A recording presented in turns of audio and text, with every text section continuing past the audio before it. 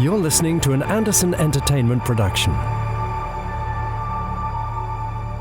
This episode, we've been Disneyfied in FAB Facts. We've got ourselves a war in the Randomiser. And Thunderbirds are game with Danger Zone designer Andrew Harman. See what we did there? That's all coming up in Pod 212. What? Of the Gerry Anderson Podcast.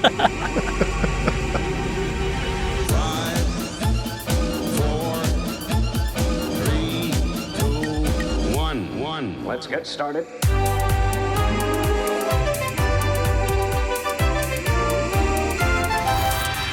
Let's go.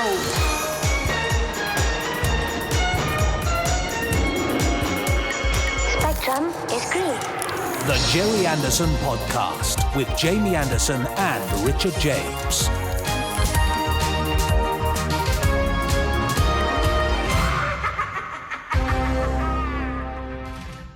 Can I just explain my blah, blah, blah, there? I think you ought to. Have you put your teeth back in?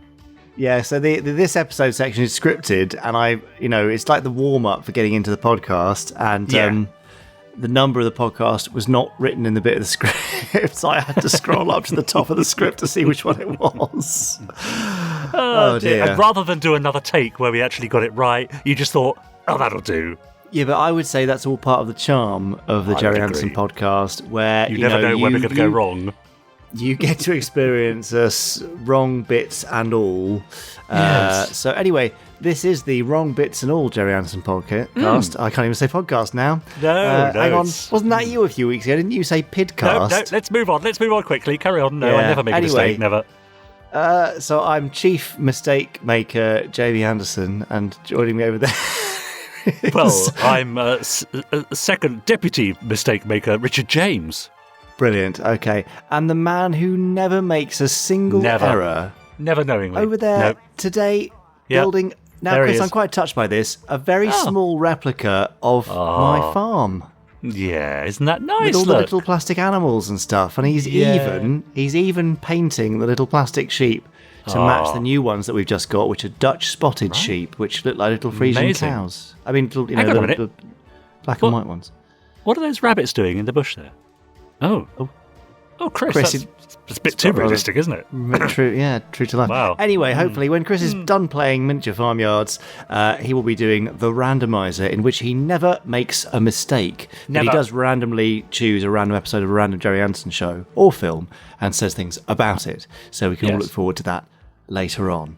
Yes. Richard, there are some other things that happen in this podcast, and I think we should probably tell the Podsterons forthwith. And if you're listening, you are a Podsteron now, whether you like it or not. We've retro-metabolized you in an auditory fashion. So welcome to the gang. So what can these new Podsterons and old ones expect?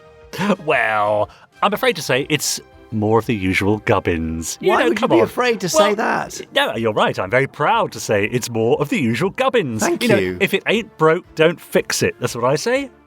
Yeah, I don't think you can quite call this broke. Dilapidated, perhaps, but that's all. So, in a little while, we've got, of course, Jamie's favourite part of the show, FAB Facts. We've got some news from the Gerry Anderson universe. We've got Chris Dale's Randomiser coming up a little later on. We've also been hearing from the amazing Podsterons, who've been emailing us at podcast@gerryanderson.com, posting on our Facebook group, the official Listeners Podcast Facebook group, and hashtagging us on Twitter, Gerry Anderson Podcast, and commenting on our YouTube channel. So I shall be doing my best to read out some of their messages a little later on.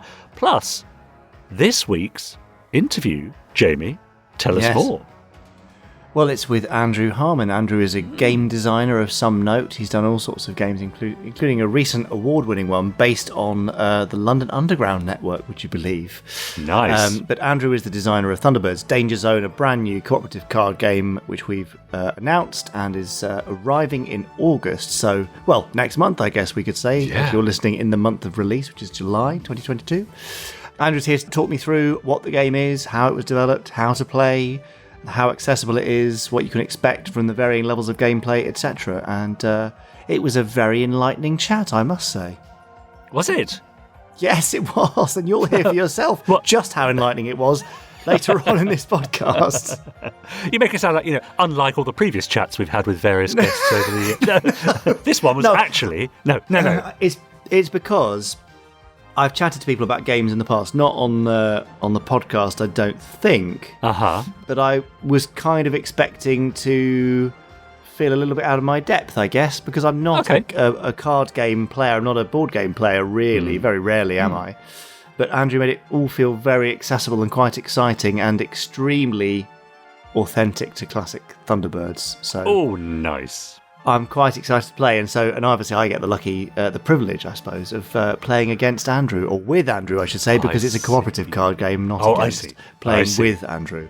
Very good. In due course. So anyway, maybe we should do a podcast hosts game of Thunderbirds Danger Zone. How about that? I think that's a fantastic idea. Yes. Okay. Nice. You, me, and Chris. Once he's stopped playing with the farmyard. So good. Yeah. Brilliant. So that's coming up later on, and if you want to follow Andrew and stuff on Twitter, etc., he's at Yay Games, YAY Games, because they're the sort of games that make you go, yay, I guess. Nice. I mean, that's not what he said, but I'm guessing that's the reason. Yeah. Anyway, shall I stop gabbling on, because we've got gubbins to do? Yes, let's get on with the gubbins and quit the gabbling. Okay, primary gubbins, just pulling in now to the podcast station. Bit weird, I don't know why I said that. Initiate gubbins. It's Fab Facts. Now, time for this week's Fab Facts. Yes, primary and possibly premium gubbins, you could say. Yes. Could you? Yes. Could you say that? Absolutely right. Yeah, definitely premium. Choice cut, I would say. Yeah, okay, careful. So Fab Facts is a section where I've got a book of Fab Facts, which I'm going to see if I can wobble it here for you.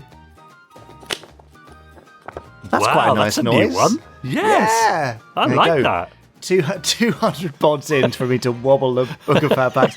Anyway, the book has many pages, and so we randomly select a page where I flick through it, and at a random point, Richard shouts, Fab. I've just noticed how much stuff in this podcast is random. The randomiser, the random nature of Fab Facts. There you go. Yes, the random nature of what we say each week. Yeah. Oh, dear. Anyway, through pure happenstance, I will land upon a page which hopefully will contain a Fab Fact, or certainly a fact, possibly. So, Richard, are you ready with your Fab? Born ready. Here's me wobbly book. Off we go. Fab!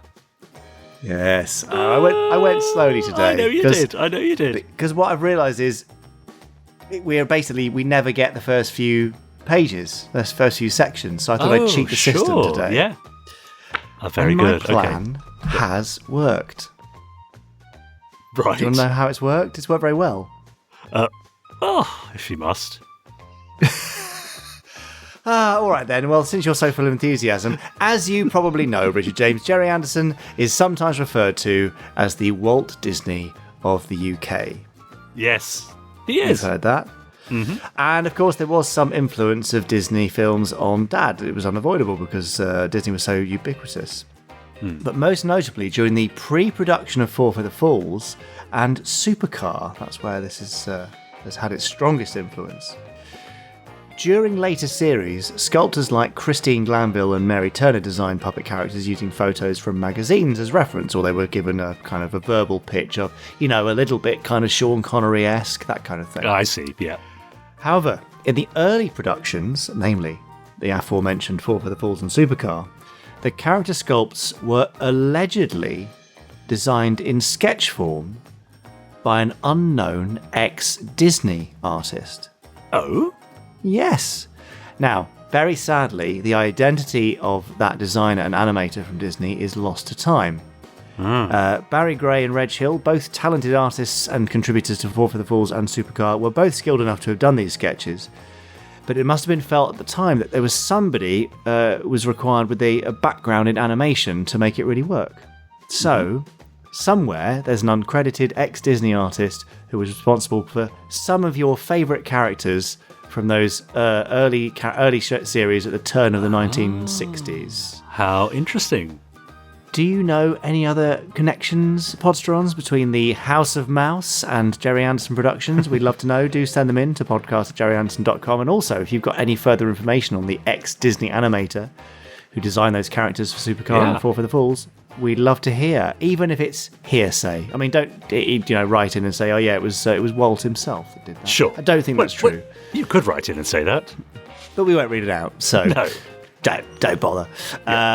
So who knows? I mean, there must have been a huge number of people who were involved in these things. And I can tell you from our work on the documentary, when we were talking to Joy and Linda about Betty, Dad's first wife, who was sadly unable to be part of the film because she passed away prior to our interview, sadly.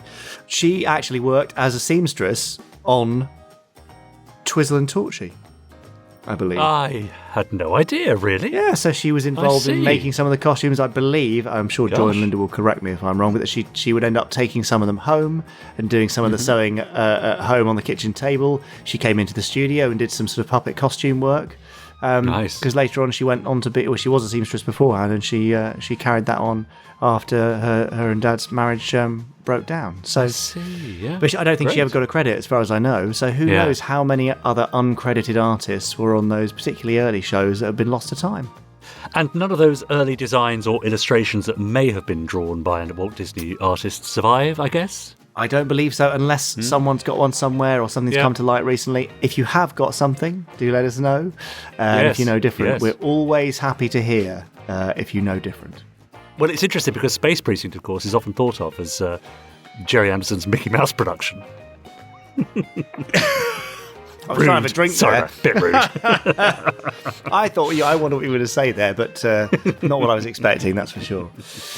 No, that's anyway, good. There you go. So, I mean, it's a bit Disney themed. It's not a lot Disney themed, but it's certainly a bit. Sure. We'd love to know if you already knew that, Podsterons or not. But until next time, I guess that brings us extremely clunkily, as usual, to the end of this week's Wobbly Disney fact. What did you say? Wobbly. Well, it's a wobbly book. Wobbly? Well, you wobbled the book for the first time, so I made it a wobbly fact. But it was about Disney. That was an about easy Disney. one. Well, Bloody I'm hell. sorry. All right, I'm sorry about that. Anyway, right. Well, now, Jamie, are you ready for a long one? Always standing by for something like that, especially when you're offering. Excellent, because Anthony Berryman has sent us a rather long email to podcast@gerryanderson.com, along with many other Podsterons that I should be reading out shortly. But this one's from Anthony, who says, long-time fan, short-time listener. Okay. He says, I've been a massive follower of Gerry's work since my childhood in the 1970s and 80s, enjoying Space 1999 and Terrorhawks on Saturday mornings, scoffing down Sunday lunch to get to see Thunderbirds, and enjoying the school holiday repeat runs of XL5, Stingray and Scarlet. I had quite a collection of classic merch too, thanks to Cub Scout Jumbles, along with the Doctor Who, my first love, collection, but sadly due to lack of space as the youngest, I had the small box room one collection had to go. I can hear 1,000 Podsterons scream in unison, says Anthony. But me too. my love for the shows never faded, and on leaving school I became manager of a new sci-fi comic collector's store in Bromley in Kent at the best of times, the 1990s, when all kids loved the Anderson universes again. The countless smiling young faces I happily served, who popped in for Thunderbirds puppets, Captain Scarlet diecasts, Stingray comics, Joe 90 specs, and the occasional Orin figure, it was wonderful to see that the generations take Gerry's shows to their hearts again. Jump forward 25 years later, one wonderful wife, 3 amazing sons and 2 grandsons, all of whom have enjoyed your dad's universe in differing ways. Our eldest, as late as 1990s child, enjoyed Thunderbirds repeats and New Captain Scarlet. Our middle boy had hand-me-down toys from his brother, along with DVDs at his nanny's. And our youngest, well, he sort of brings me to my first brush with the podcast. A good friend and long-time listener, Mark Witherspoon, sent me a link to Pod 172 and told me to listen to Justin and Lindsay Lee's interview, as he thinks they're talking about my son Cooper. I was shocked and heart-warmed to hear Justin describe a defining memory of his whilst making Thunderbirds 1965 was the set visit when a young boy came who he let hold the TB1 model, imaging himself at that age, and that was my boy, and he attached a photo. Justin was fantastic that day as he whisked Cooper off for a private little extra tour, which is certainly a precious memory to Cooper too. As part of the TAG generation, the set visit certainly piqued his interest in Super Mario Nation, and bouts of Scarlet, Joe 90 Stingray followed, and now he's a little older, and thanks to Force's TV Tea Time viewing of UFO and 1999 have also been on the cards. But okay, says Anthony, I will admit I stupidly never continued listening to the podcasts. Then, I know, it wasn't until Pod 193 was yet again sent by my good friend Mark, whom I'd been helping with his book, blatant plug alert, stay tuned to the Avengers, available via Lulu. The pod featured an interview with the wonderful Sam Clements, who has kindly written the afterword for Mark's book. What a wonderful interview with you both talking about looking after the legacy of your father's shows. And from there on in, I've been hooked. No more sitting listening to the radio or albums whilst working at the computer. Nope, I dig out my random Podsterizer and work my way randomly back through the back catalogue, enjoying some great interviews with David Tremont, Sophie Aldred, Toby Haydock, Justin and Lindsay Lee, John Coleshaw, to name but a few. I'm getting through 3 to 4 pods a day, so it can be a bit all over the place with stuff that you guys chat about, but he says, here are a couple of things I remember. So, Jamie, Anthony's actually sent in some replies to posers that we posed in previous podcasts. For example, do you remember the limericks? Well, here's one for you, Jamie. There was a young boy called McLean whose dad liked to mess with his brain. One day he's a spy, the next jets he could fly, and still, in the bum, he's a pain. Now, Charming. I fully approve this message. Also, here's a random place for meeting an Anderson cast member. A 1985 Woolwich Town Hall toy and model fair, sitting playing with a dinky eagle I'd picked up. Tony Asoba came over and said I never got to fly one of those and walked off. It was only years later I found out he had appeared as a security officer in Space 1999. Next up, embarrassing meetings with Jamie Anderson. Thanks to my wife, shout out to the ladies at Q Voice, I was lucky enough to be her +1 at Big Finish's 20th anniversary party, yet felt very shy in a room surrounded by famous persons. 4 confidence-building drinks later, I swaggered up to poor Jamie, who was trying to have a conversation with Nick Briggs, to tell him how wonderful his dad was and that he made my childhood a thing of wonder, and could I have a photo? Well, like a gent, Jamie, you obliged. And Anthony swayed off happy in search of another poor victim. Great. Finally, he says, to round this off, I should add that prior to COVID lockdowns, I'd had to leave my long-term job due to struggling with my mental health. And it's been a difficult couple of years with many ups and downs, which can be said for many people.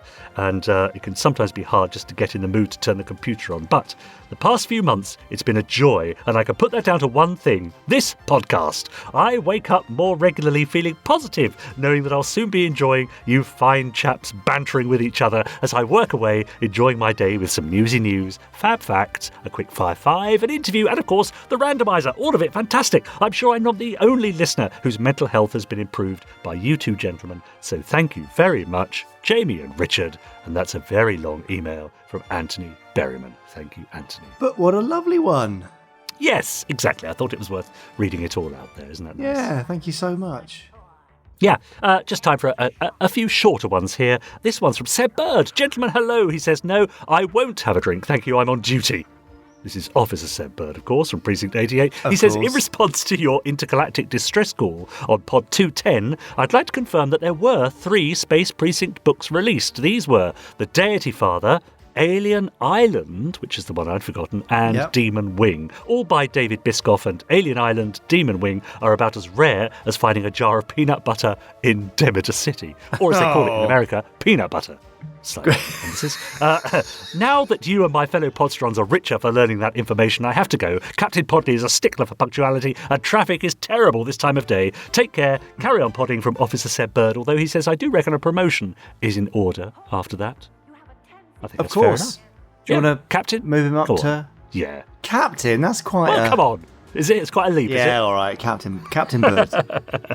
Jack Churchyard commented, the only book I have not got is Demon Wing. Perhaps Big Finish or Anderson Entertainment should adapt these 3 novels as audio films. Well, who knows? Difficult rights situation, I imagine. Yeah. Worth a look, perhaps. We'll see. Yeah. Maybe. And finally then, on the email front, Kevin from New Jersey says, Dear Podders, I love the Space 1999 uniform shirts that recently went on sale in your store. I can personally verify that they're comfortable, stylish and practical for actual piloting, though perhaps fortunately for my safety, I haven't got access to an Eagle. Here's a photo, he said, and he attached a photo I took just before a training flight wearing the Carter shirt. I've just about 100 hours flying time in a Cessna 172 and I'm close to getting my pilot's license. Anderson shows have certainly done their part, inspiring my interest in aviation. Thanks for the smashing podcast and Stuff. And that's from Kevin from New Jersey. Thanks, Kevin. Amazing. I love the fact that the Carter shirt, the Eagle pilot shirt, is being worn by a pilot in training. I know. That's great, isn't it? Yeah. It's rather marvellous, isn't it? Yeah. So do keep your emails coming in, long or short, to podcast@gerryanderson.com. Yes, all right, Jamie. And I will read them out next time. Okay, that's what we were saying about leaving the mistakes in. Yeah. Yeah, exactly. Yeah. Smashing. Very good. Well, that was a great long email, and also Seb's a very informative one, of course. Yeah, Captain indeed. Seb's, I should say. Thank you. Yes. However, I do feel like it's time for some Gerry Anderson newsy news, but let me forewarn you that I have a surprise for you at the end of it. Oh! Not a good one. Oh. It's the Gerry Anderson news. Brace yourself.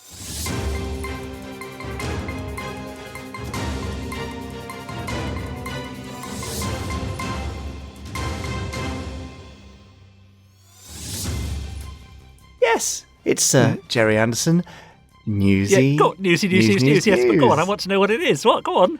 Well, I've got a few things to talk about first, and then we'll get there. All right. All right. Go on. And also, it's gonna sort of slightly ruin the flow. So, no, I'm gonna do it. I'll do it in the middle. Hang on. Right. Okay. Here we go. Okay. So, to start this week's news, I mentioned last week, new Captain Scarlet, Operation Sabre. Oh yeah. A fantastic new graphic novel. If you're an Anderson Insider special agent, you will already have it as a preview copy. Lucky you. Wow. In fact, I saw a tweet from one of our insiders saying it was the best Captain Scarlet comic strip ever committed to paper. Yes. Nice. Which is nice, if you can say it. Yes.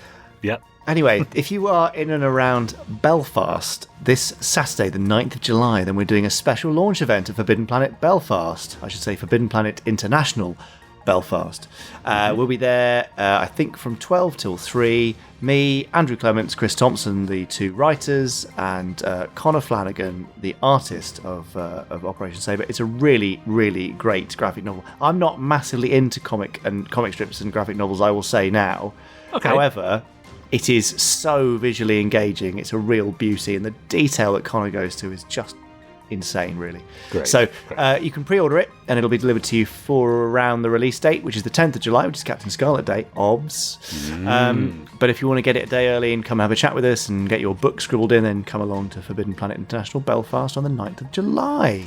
Mm-hmm. Other comic things, well, as many of you will know, UFO Volume 2, our comic anthology, second volume with all the stuff from TV Action, is out. It's a big old book, and the reviews are great.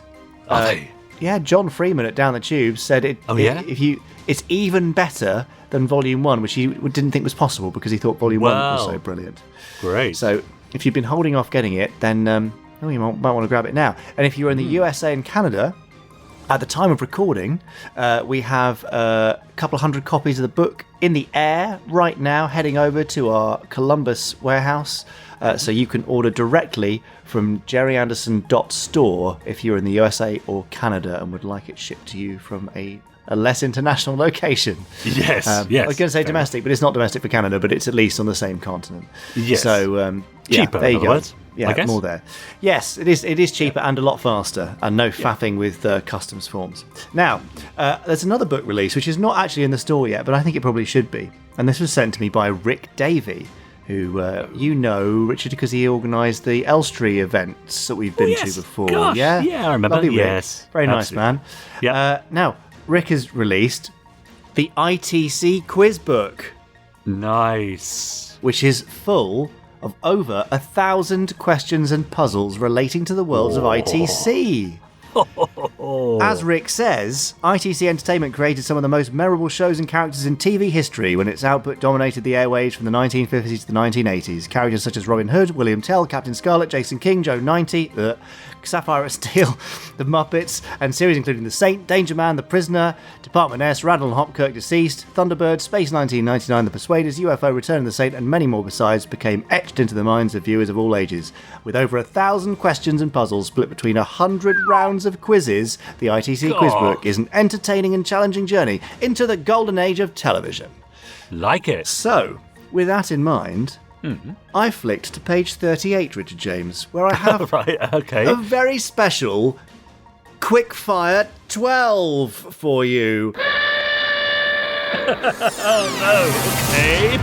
Are you ready, Richard James? And these are not either-ors. You basically just have to know the answers. No. Oh, God. Go on, then. So here we go. Yes. You know you're going to get some of these for sure. All right. For which organisation did Captain Scarlet work? Okay, Spectrum. Yep, great, correct. Who was the head of said organisation? Colonel White. Yes, got 2 out of 2 so far. You're doing well. Which actor provided the voice of Captain Scarlet? Originally, Yes. Francis Matthews. Yes! Look at you go! On a roll. And upon which world-famous Hollywood actor's voice did Frankie Matthews base the character's speech? Cary Grant. Yes! Come on, bring it on. I'm amazed. This is brilliant. Well, they're pretty easy, aren't they? They get a bit harder, don't worry. Uh-oh. From which planet did the mysterons originate? Mars. Yes. Which of these was not a character from the original series? Okay. Captain Ochre, Yeah. Dr. Fawn, Right. or General Cyan? Oh, I think it might be General Cyan. I think you might be right. Well done. Because he of course, makes the ink for my printers. Of course. Of course he does. Yes, along with Magenta, of course. What was Captain Scarlet's real name? It's Paul Metcalf, isn't it? How are you doing this? This is incredible. Come on. Well, because I've done 211 episodes of the Gerry Anderson Podcast. That's true. Okay, right. We're getting a little bit harder now. Okay. Well, actually, after this one. What were Destiny, Harmony, Rhapsody, Symphony, and Melody collectively known as? Were they the Nolan sisters? No! They were the Angels! Nice. Well done. And what nationality was Destiny? Oh, now, that's where I'm going to fall down, you see. I'm going to say Japanese. No, afraid not. That was Harmony, I think. Okay. Somebody will correct me there. Yeah. It was Liz Morgan doing the accent. Right. She's a big fan of what country?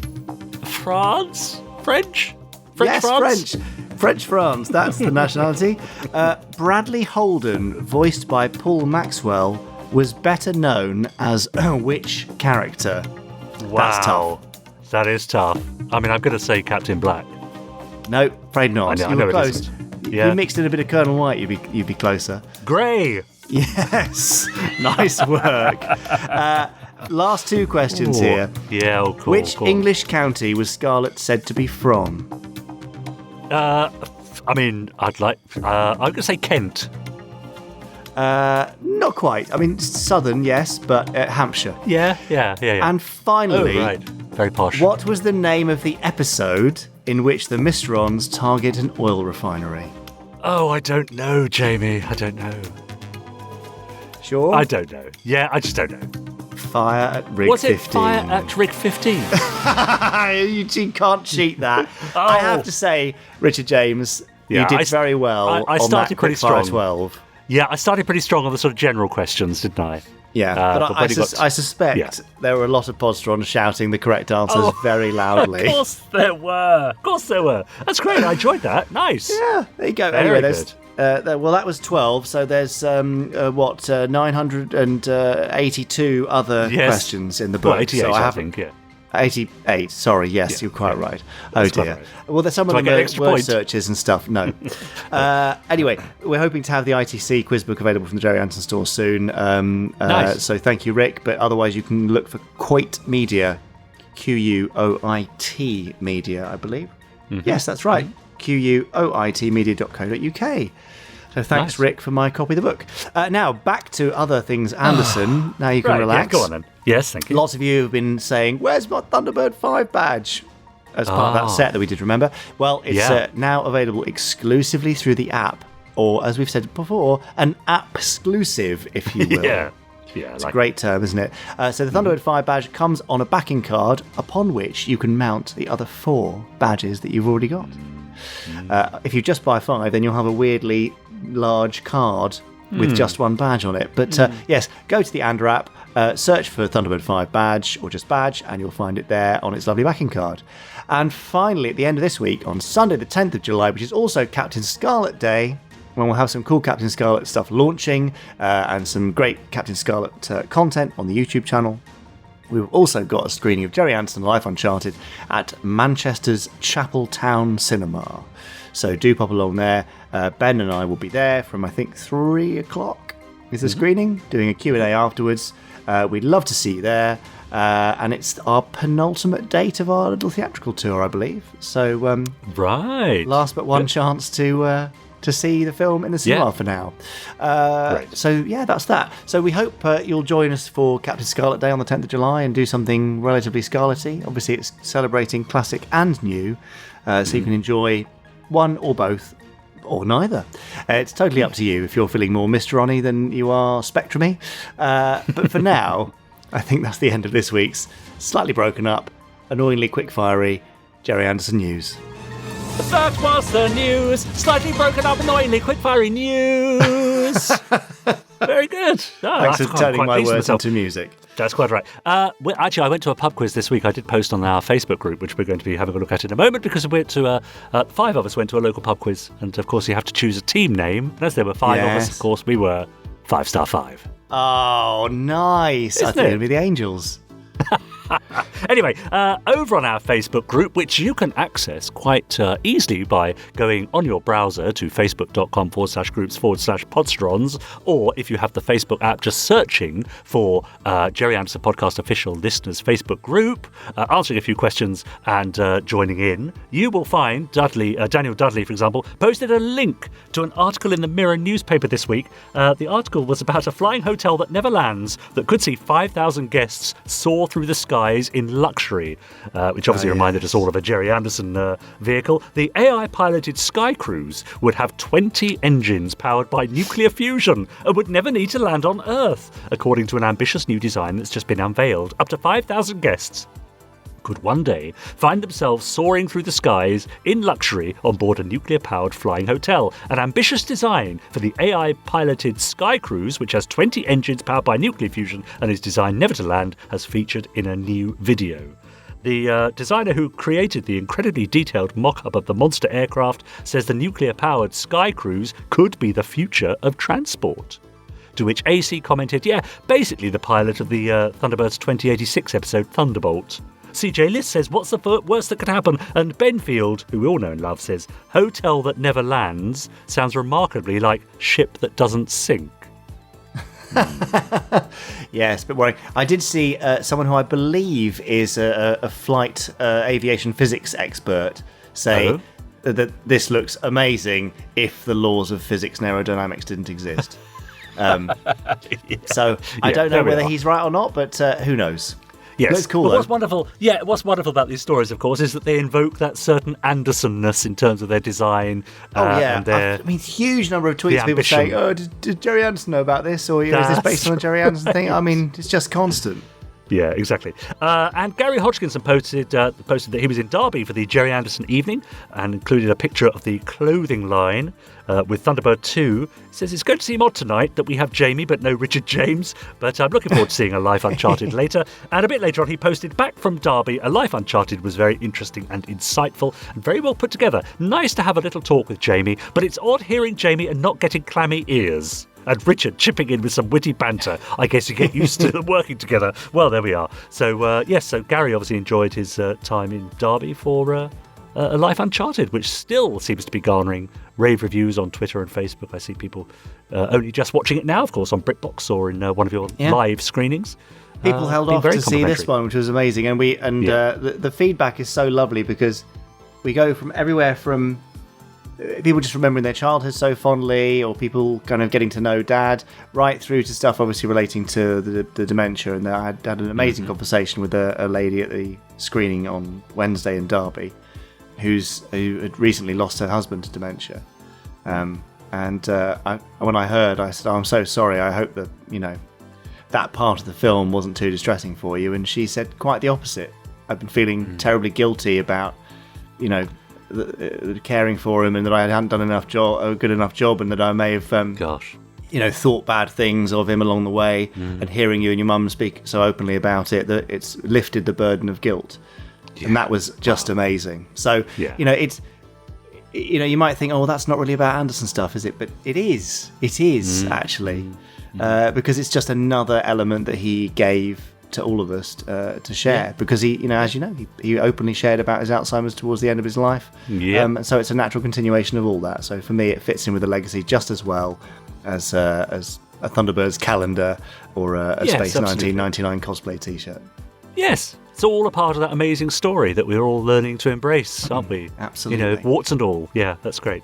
Do pop over to our Facebook group. People are posting pictures of their latest merch and lovely, lovely displays of their art as well. People doing some fantastic drawings of their favourite vehicles and characters. I always like to see those. And posing their own questions and comments and even reviews of shows that they've been watching as well. It's a very lively and fun community to be a part of. So I should be reading out more of their comments next time. I look forward to those because they'll be coming from the nicest place on the internet. It's true, yeah. As we're officially listed in the Guinness Book of World Records for that. Are we? No, I made that up. But we should be. I see. We should be. You should be Podsterons. Yeah. Anyway, Richard, from a bunch of nice Podsterons to another nice person, Andrew Harman, can I that's a nice link. usher him in for this week? Yeah, go on then. So when I first met Andrew, and I haven't... this bit isn't in the interview because we talk about the game exclusively. Tim Collins on our team and I had an opening call with him, and I could instantly detect that Andrew was incredibly enthusiastic about Thunderbirds and wanted to do the best possible job with this game. So from those first opening moments, I'm sure I don't think he'll mind me saying, but he was quite nervous, I think, because he wanted to make a good job of this and to make a good impression, which he did.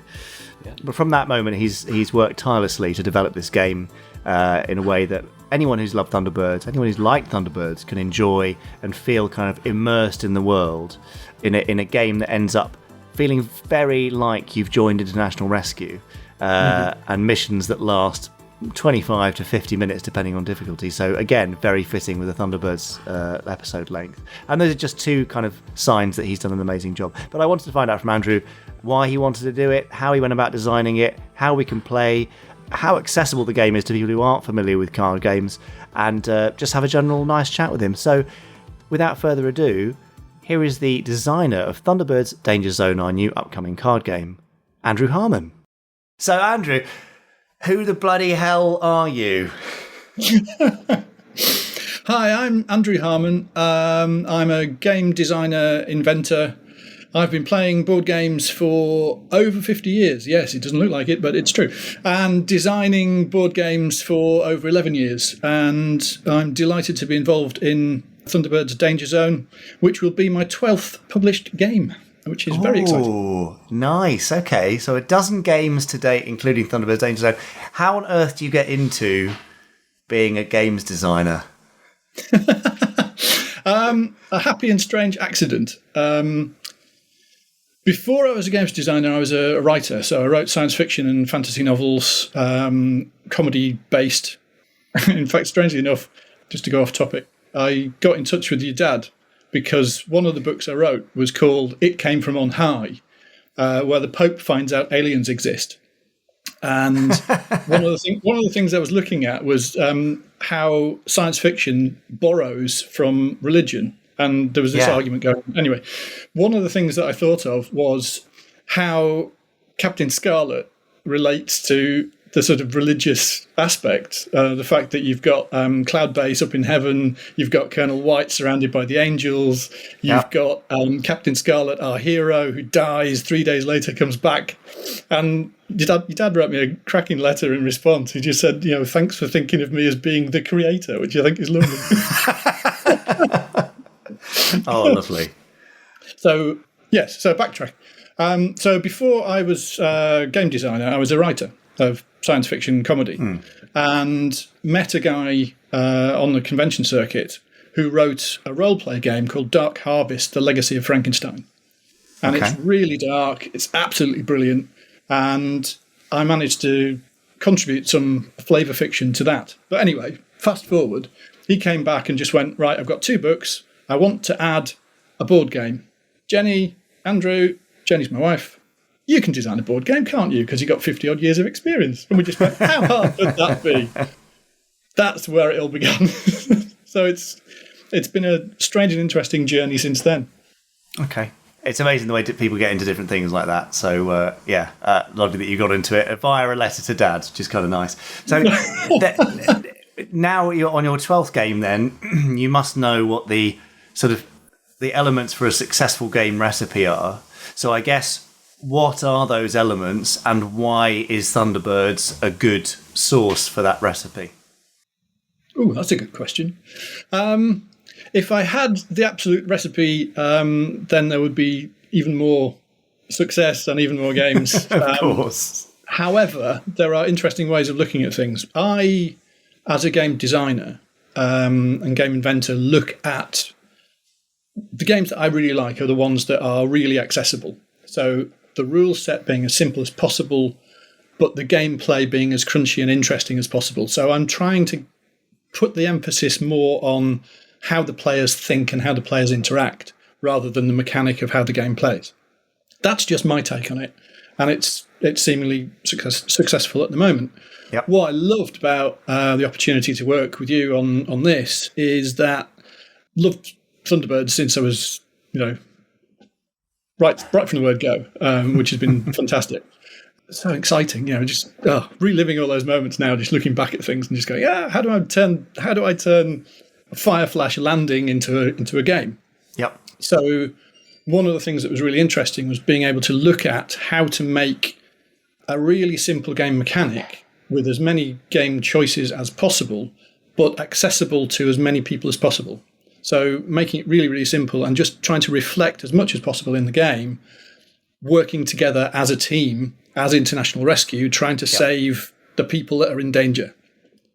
Notice I said people, not puppets. So they were real. They are real to me. They are real people. They're real characters, of course.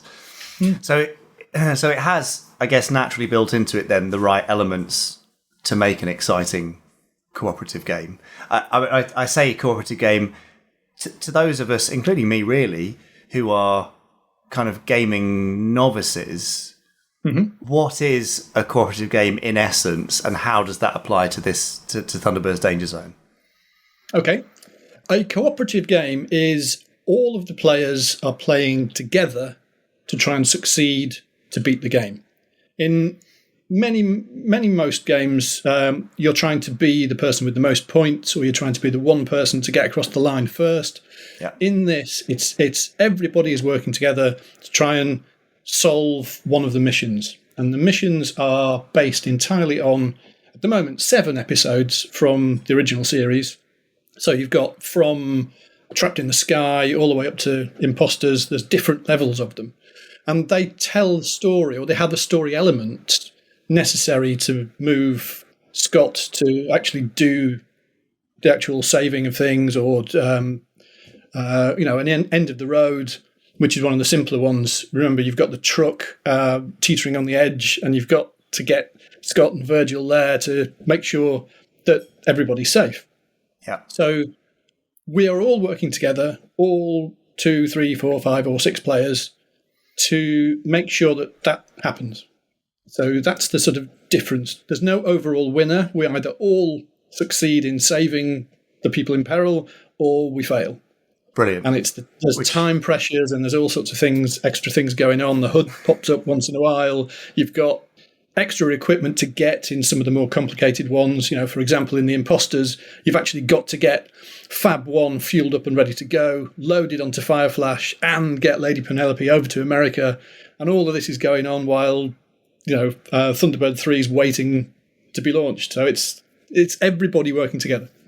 Nice. So it's really appropriate to the way International Rescue is run and the aims of it and the message of Thunderbirds, which is great. But I say there, the way International Rescue is run, there's an interesting element of this where everybody gets a chance to be Jeff, right? So how does that work in the context of the game, Andrew? It's quite interesting because you feel like the spotlight comes round to you on your turn. So there's definite pressure going on. The way the game plays is that we're using resources. So there's fuel, there's technology, there's knowledge, and there's team spirit. And that's the currency in the game. And that's cards that we hold in our hands. And what we're trying to do is, in a turn, Jeff will say, right, we need to get, for example, 6 fuel to Scott, who's in the Sahara Desert. And that's all visual on the cards. and nice and straightforward. But I, as Jeff, get to choose that. And then the other players have to come in and supply those resources from the cards that they've got. If they can't, then I, as Jeff, get to try and change them with the cards that I've got in my hands. So it's up to me to try and sort it out and make it work as Jeff. The more complicated games, I can then work out, well, okay, I've got the opportunity now to go and add fuel or technology to make sure that the mole is ready if it's being used in this particular one. And in the more complicated ones, I can actually bring out other people not involved in the mission. So if Tintin's on Tracy Island or Lady Penelope's on Tracy Island, I can bring them out to actually help in what's called mission support. So Jeff gets to do 3 things. Everybody else can advise, but the spotlight is on you, the player, as Jeff. And at the end of your turn, you pass around to the next player and breathe a sigh of relief. Hopefully, having done your Jeff role successfully, fingers crossed. Hopefully, yes. Oh, well, that's lovely. No, I really love that element of the game and how it works. In terms of how accessible this game is, Andrew, if I am a seasoned cooperative game player, or perhaps someone who's never even played anything beyond a couple of rounds of Snap with a standard deck of cards, how does this work for me? What's the learning curve like, I guess? Well, we've started. Well, okay. Hopefully, it should be interesting to complete novices and more experienced game players. That's what we've tried to build in. That's why there's episodes that are really, really short. So, for example, End of the Road is a really quick 20-minute intro. And the bigger ones like Terror in New York City, there's lots of cards involved. And we've been playing that right down to the line, 50 minutes of tension. So it's longer, it's deeper, there's all sorts of chaos going on. So in that respect, that's the way we've aimed to design the game, is to be nice and simple and straightforward, and then get deeper and deeper as you want it to be deeper and deeper. But the basic mechanic is, in a way, kind of Snap-ish, in that, I as Jeff am saying, look, guys, we need, back to the example, 6 fuel to Scott in the Sahara Desert. Each of the cards in front of the players, we secretly go, oh, okay, well, I've got one with 4 on, and I'm hoping that somebody else has got one with 2 on. And it's just quite simply, can you get that exact number to the exact place that you need? So if you can add 4 and 2, you can play this game. But also there's lots of choice going on later on. Yeah. Because we ended up with brilliant choices, like, do I fuel Fire Flash and get that ready for later in the game, or do we bring Tintin out? Because each of the characters has got their own ability to be able to do things. So Parker can change the values on the cards, and Lady Penelope can bring other cards out. So there's lots going on if you want to set it to that more complicated level. Okay, so great accessibility from novice to more experience, which is fantastic. So if you've never played a game like this before, or you've never had an entry into this kind of game before, this could be the one for you.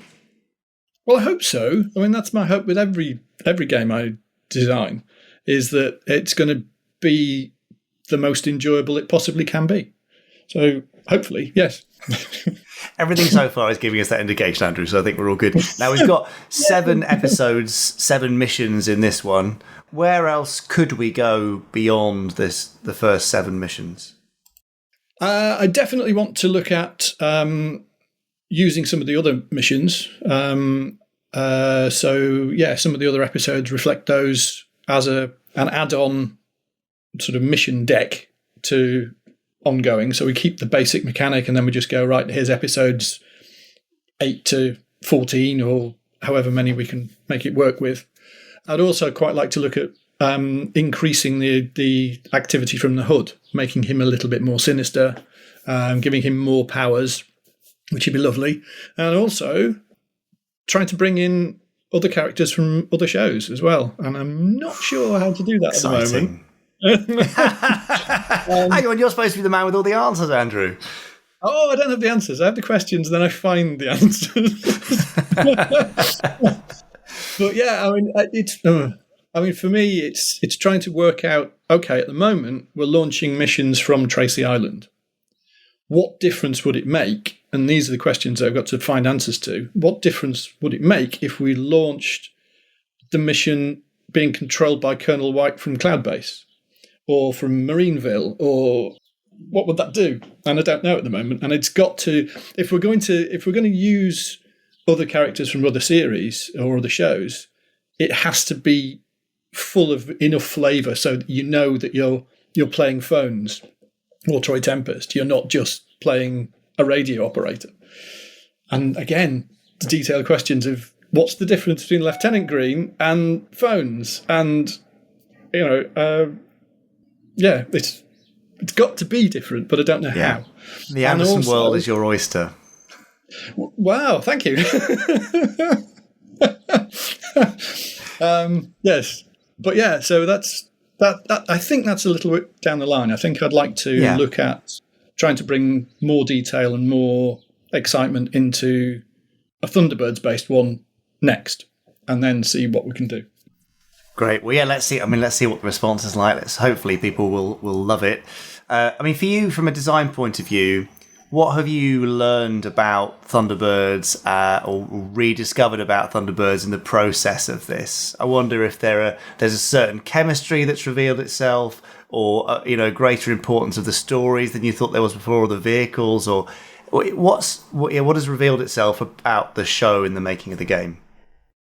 What's revealed itself is the amount of storytelling and the amount of complexity in some of the episodes is remarkable. In a 50-minute show, there's an awful lot going on. Okay, so back to Andrew, aged 5, watching this on TV. The thrill and the excitement of, you had me at Trapped in the Sky. It's just brilliant. Watching Virgil trying to control those elevator cars and the plane coming in. It's, fantastic. I mean, that visual thrill. But looking back and trying to go from a storytelling point of view, how do I represent these episodes? Trying to deconstruct the act structure and the story structure has been fascinating. There are 5 and 6 act movies in these in some cases. If you look at, the imposters, you've got people setting themselves up as international rescue to steal plans, which then means that international rescue are being hunted, so therefore they can't take off and save somebody. And then that's where the story starts. It's incredible. And reliving and exploring that depth has been fascinating. Yeah. Well, that's brilliant that you have done that, because hopefully that will then kind of be conveyed in the gameplay experience, so fans will feel like they are living in the world of international rescue and really being a part of the rescues themselves. No, I think they really will be. In terms of your greatest challenge, then, other than the immense pressure of being involved in representing this iconic, nearly 60-year-old show, what have been the greatest challenges along the way? Actually, it was finding the tone. It was quite interesting because I wanted, and I think I made a mistake early on, because I had loads of different ideas about how it could be played out and how an individual play game could work. And I explored that, and there was some really nice mechanics going on, which I'll probably end up using in other games, which is fine. But it just didn't capture the international rescue spirit. It didn't capture the fact that, these are brothers and family trying to save people in peril. So the hardest bit was kind of turning around and just going, no, this has to be the best way. No, the best way for this to reflect international rescue and the Thunderbirds as a whole is it has to be a cooperative game.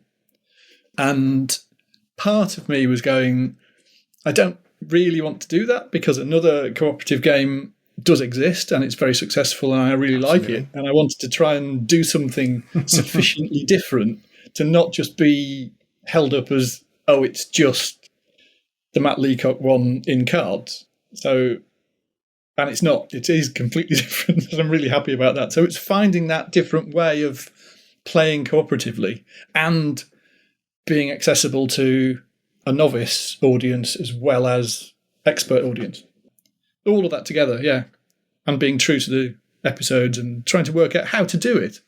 I think the moment it all came together was when I realised that I had to find the interesting plot points in a particular episode, and that we as the team are trying to solve those plot points. So it's finding those and just going, okay, so what's going to happen? You know, if you actually look at the Lady Penelope story, for example, in The Imposters, she has to get from London to America. She has to find out where the imposters are. And then, only from then, can she actually get to the mine and have the shootout and catch them. So that's the 3 parts of her storyline. And what's really interesting about the way that particular episode plays is that the Lady Penelope story is incredibly dense. You've really got to get an awful lot of resources to her. You've got to fuel Fab 1, you've got to get Fireflash, etc., etc. You've actually got to get Mars Beans, they're in there, of course. You've got to get Agent 47. So there's an awful lot of her story going on, and less of the storyline going on with the other guys back at Tracy Island, which I thought at first was going to be a real problem, but that's absolutely the way the story holds out. They're all kind of running around trying to stop everybody accusing them of being, you know, we get people coming in to Tracy Island to actually go to look around, and there's, you know, Scott takes them round and just goes, no, everything's all fine here. But only later on in the other storylines does Thunderbird 3 take off. So it's a really oddly imbalanced way of playing it, but it works really interestingly. It's very asymmetric rather than unbalanced. Purposefully asymmetric. Perilously asymmetric. I like that. That's the way to do it. That's great. Andrew, in terms of like ages of players, I mean, because we know there's a lot of handing down between generations, grandparents handing down to grandkids, parents to kids, etc. And sometimes these do cross 3 generations at least. So can 3 generations play this game together, I guess, is my question. Yes, quite simply. That's one of the things that we, in our first discussions, that was the whole thing of this has to appeal across generations, and it has to appeal across people who do not know Thunderbirds and know it incredibly well. So it's that balance of trying to open all those doors up. Yes, because it's cooperative, if you've got an 8-year-old being Jeff, then they can advise people and just go, ask for advice and just go, look, I've got a choice of I either move the mission forward that way or activate something from the pod or bring somebody in from Tracy Island to help Scott out there and Virgil out there. So what do you think? And only if you've got the right cards and they can manipulate the cards right, does that actually work or not work? I think nicely the cooperative part of it has helped it be across the generations. So it should work. Yes. Well, it will work. It does work. Brilliant. Of course it does. Oh, but that's lovely that it's the nice thing is it's a mechanic that works whether you know the shows or not, whether you're a novice or not, but that you've gone to such sort of painstaking level of detail to make sure that if you are a fan of the shows and you know every moment blow by blow, or explosion by explosion, I suppose, that you will see that reflected in the game, which means you can sort of dive into it even further. So that's fantastic, and great credit to your hard work and dedication to the project, Andrew. If you could click your fingers and choose another Anderson IP to tackle within this mechanic or in a connected one or something completely different, which one would that be? Captain I won't hold you to it. Oh, okay, no hesitation. Okay. The hard bit for me at the moment is going to be getting the tone right, because in Thunderbirds and in this game, you've got an innocent party in peril, and we, the team, International Rescue, go out, save that guy. And it's all about saving lives. It's all about, so the Sun probe burns up, never mind, that's just technology. We can replace that. We can't replace the people in peril. Now this is before I've thought thoroughly about Captain Scarlet, so it will work. I will make it work. But the big difference and the big change is that Captain Scarlet has to be up against the Mysterons. Of course. Has to happen, right? And that is quite very, very dark. For somebody to be taken over as a Mysteron, they have to have been killed. So how do I handle that in a light, family-friendly game? That's difficult. Yeah. So, yeah, I haven't looked in too much detail yet because it's early days. But I think the way in is possibly going to be, and I don't know whether this fits across enough episodes to actually work. But at the moment, like I say, early days. But I think the way to make it work is going to be, okay, there's a Mysteron agent trying to do something, and we have to just get in the way as Captain Scarlet, Colonel Blue, etc., get in the way of that political mission. Yeah. So it's more of a sort of secret agent kind of feel about it. But how that fits in with, oh, and by the way, there's a guy trapped in the sun probe, I don't know. So it might just be a parallel thing. We might, I don't know. Yes. Or possibly maybe they end up being the Hood type character in this. And I mean, where there's a will, there's a way for these things, right? Yes. But it's exciting. You see, in a way, with Danger Zone, I've stuck to the rules. I've stuck to there's the original episode. I have to be faithful to that. And that's worked incredibly well. Whereas if we start mixing and matching, I think it'll get very interesting, but it then becomes more creative and therefore not strictly true to the original episode. So I don't know how far to let the brakes off or let people be creative. I think there's some fun to be had there. If you look at some of those TV21 comic strips from the 60s, they did all sorts of crazy time travel and dinosaurs and stuff that you wouldn't have seen in the TV show. So I think it's ripe for play and investigation and imagination. So let's see what happens next.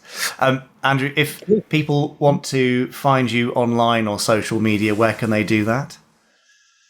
Well, the website that I run is called Yay Games. So that's www.yaygames. And yes, Yay Games is available on Facebook and Twitter. Yes. There you go. Perfect. Is that about right? Yeah, that's exactly right. That is exactly right. And I'm sure you'll be at various games expos and events across the year. Are there any particular ones that people should aim for where you may be there with games, do you think? Very excited that tomorrow, so the first weekend in June, we're heading up to UK Games Expo at Birmingham at the NEC, which is the biggest show in the country, which is very exciting. And then we're going to be in Manchester at a place called Tabletop Gaming later in the year, and a few others to be arranged. But yes, I mean, we're going to be out and about showing the game off as much as possible. Brilliant. Well, we'll try and let people know, and I guess they can come and have the opportunity to maybe play the game or have a chat to you and certainly see it in the flesh or in the paper.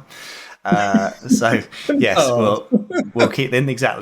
We'll keep that up to date. But Andrew, thanks so much for chatting to me. I can't wait to play around the Danger Zone with you in due course.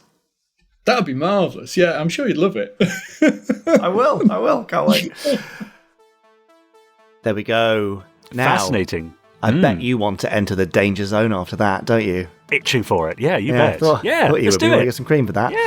Yeah. So if you want to pre-order Danger Zone, you can go to andr.sn, that's andr.sn/Danger Zone, all one word. It'll also be in shops in late August. But if you pre-order from the Gerry Anderson store, then you'll get it, straight out the gate. We're going to be playing some games and, a few of us getting together to play it in the near future. And hopefully at some events too. I know Andrew's going to be going around to some of the games expos and various events across the rest of the year. Great. So we'll let you know when there's an opportunity to go and play with the designer himself, with the maestro, in fact. Wonderful. Yeah. Nice. There you go. Right. Good. Next week, something else. I don't know what it is yet because I haven't yet recorded it. So there we go. No, fair enough. Okay. Now, meanwhile, on YouTube, people have been commenting on things that we have recorded already. For example, Arwen Rees posted beneath Pod 211, which I think was the second part of the interview with David Quilter, said, another enjoyable and informative podcast. Thanks for the Blake 7 reference. Master Quilter is an interesting guest. Well done and cheers. That's nice. It was very interesting, yeah. Richard Bevan says, about the... here's a question for you, Jamie. About the extra Stingray disc being sent to existing deluxe box customers with nothing to do and it will appear in your letterbox. Well, perhaps this applies to customers in the UK, but unless the disc is being sent from the EU, then customers in the EU will probably have to clear it through customs and might have to pay something, probably a clearance fee, even if the marked value is 0. At least, says Richard, in Finland, this kind of package will not appear in my letterbox until I pay Finnish customs and the Finnish post office some money. Well, I'm sorry to hear that. That's very frustrating for all of us here, as well as you, I could say. Yep. But that's not something that we've controlled or brought about. No, certainly not here, I'm afraid. So, sorry about that. If there's any way we can get around it, then let us know. But I don't think we can send these DDP, which is duty paid. Right. I don't think we can, but I will look into it. I would love it to just drop into your letterbox, but at least it is essentially a free item. Just pay some clearance for shipping, if that makes it feel any better, maybe. Yeah, there we go, Richard. Ian Dealey says, great news about the new Captain Scarlet comic. Hopefully we'll get a few more graphic novels of other Anderson shows sometime in the future. SIG. Who knows? With all these things, whenever we try something new, we bring out a new range, etc. It's all dependent really on how much you like it. And the fans, to be honest. You know, it's up to you. If we bring something out and you're not keen and you don't want to get it, that's absolutely fine. But it means obviously we can't justify doing more of it. You know, the UFO Comic Anthologies have done extremely well. So I'll, say that's good. The Moonbase Alpha Technical Operations Manual has done extremely well. So that's probably bodes well for future other things, possibly. Let's see. But I'm very hopeful. It's had a great reaction so far, and deservedly so. Yeah, good. Keith Gooch says, another great episode of the Gerry Anderson Podcast, Pod 211, with all the usual humorous and cheeky banter / gubbins between Richard and Jamie. This week's Fab Facts was interesting. I've seen the YouTube videos mentioned about rear-facing driving, as in the SPV from Captain Scarlet and the Mysterons. The second part of the interview with David Quilter was interesting, especially with all the music and Space Precinct excerpts included. Loved all the tributes to the late Ralph Titterton, a stalwart in the Anderson community. And finally, this week's Randomiser review was one of the new Captain Scarlet episode, Chiller, where Chris Dale was on form with his comments. Great work, chaps. And finally, Natasha Romanoff says, start the week with the Gerry Anderson Podcast. Now, see what she did here? Favourite Anderson broadcast. Ooh, I like that. Why didn't we think of that? That's what it stands for. Yeah, right, there you now go. We finally know. That's right. So yes, do leave your comments underneath all our YouTube offerings, and you can find, free episodes and trailers for upcoming things, and the podcast, and the randomizer on its own, I think, and Fab Facts, and all sorts of stuff. And I shall read out some of those comments next time. Looking forward to it. Now, I am slightly disturbed by Chris Dale's current activity because... Oh, dear. As you know from earlier in this podcast, he had created a miniature replica of my farm. Yeah. And it was looking great, but now he's tipped all of the animals over on their sides. What? And is now shining Mysteron green rings. He is. What's he doing? Chris, what are you doing? I'm quite disturbed by this. Anyway, he's basically doing a Mysteron takeover of the model of your farm. Yes. Very weird. Scary. Chris, I think you should probably spend your time doing the randomizer and not that. So do you want to come over and do this? Okay, he looks slightly embarrassed, as he should. So Chris will very shortly, once he's gathered his thoughts, be doing the randomizer, which is a randomly selected random episode of a random Gerry Anderson series, and Chris will hopefully say some interesting things. But let's not talk about this farmyard shenanigans. It's all a bit weird. He's even knocked over the rabbits. Oh, the poor things. How could you, Chris? Anyway, go on, do your randomizer, you filthy animal. Can use this walk. Could be. Oh, you're going to take him, are you? Oh, thank you very much, Suki. Oh, and hello, everyone. Sorry, no time for a full introduction today, as the randomizer has already made today's selection, and it's Space 1999 War Games. Where did they come from? There's no indication on the long-range scanner. So, welcome back to the Randomiser, Space 1999. It feels like we've been a while since we were last here. I think we did the Bringers of Wonder back in March. They're Mark 9 Hawks. I remember because I recorded that one when I was with COVID. They're war machines. But I don't think we've been to the first series all year. So, Red alert. we not only returned to the first series, we returned to the first series with a fairly pivotal episode. It is one that I feel has got some very high highs and also some unfortunate lows. We'll get into all of that, because I know this is an episode much beloved by many fans. And quite right too, for the most part. Eagle Flight 1 will Firstly, I really like the way that, for once, relief crews to launch. it actually feels like a big deal that we've got these ships approaching the base. I love how many extras we've got charging around, whether it's just standing in corridors looking at composts or pilots charging into Eagles. Yeah, no real question of why we've got ships from Earth, the Hawks, approaching the base. We've got to go out and fight them. Priority 1 to technical section and launch pad area. Priority 2 to medical center and stand by to receive casualties. And here's an interesting layout for Medical Center. Medical Center, I get the impression, is one of the most inconsistent layouts in the whole show. It seems to change from week to week, and this week it's got some very big windows in there. Our Eagles.